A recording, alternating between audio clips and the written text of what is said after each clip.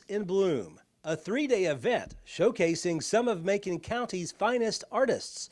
This year was no exception. Actually, Arts in Bloom was here before the Art Council was here.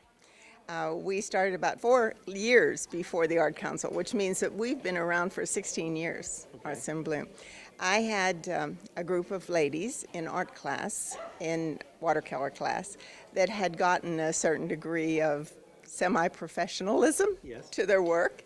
And I felt that they were ready to show what we were doing. And one of the students was Jan West. And Jan went to her husband and asked whether we could have a show in the foyer of the bank. And he was obliging, and that's how we got started. And does it amaze you that year after year you have all these entries that you have enough entries, I guess is what I'm getting at. Oh my goodness, we have 66 this year, which is unbelievable. That's one of our highest numbers. And the other thing that is so good is we're drawing people from outside the Little Lafayette area now.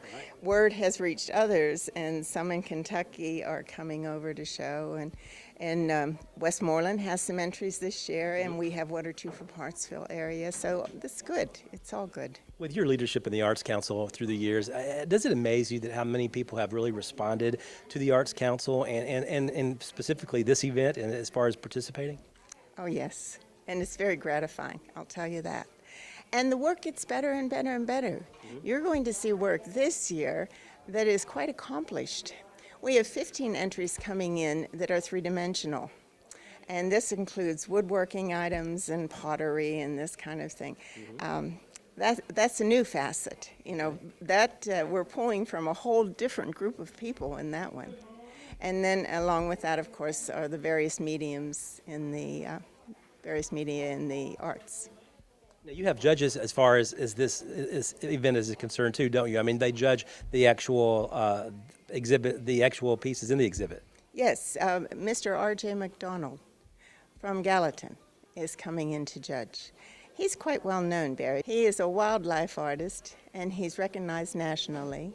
In fact, he was given the commission by one of our governors of Tennessee to do the portrait of our state bird, the mockingbird. Wow. Yes. And he has done stamps that have birds on them. He's also been named Artist of the Year by the National Wildlife Exposition Federation, whatever it is. So he's got quite a reputation, and we're very lucky that he's agreed to come and do this for us. Most certainly, I would say that's a very big deal. Oh, I think so too. Yeah. So how exciting is it? I mean, you know, you've lived in this community now, you told me, for 30 years. How exciting is it knowing that the community is continually responding each and every year to this event and other events too that the Arts Council puts on? Well, it's wonderful. It's wonderful. You can see the interest in the arts growing all the time. The interest for the children and events like this. And I have to give a plug to the bank too. They have been really good at helping us sponsor these events. Citizens Bank does the photography show, and Macon Bank does this fine art show. And with their help, they provide the prize money in addition to the location. So with their help, we have partnered to really have something that's quite good. If you missed this year's Arts in Bloom, don't worry. Organizers plan on holding it again next spring at Macon Bank and Trust in Lafayette. Reporting from Macon County, Barry Hyatt, NCTV.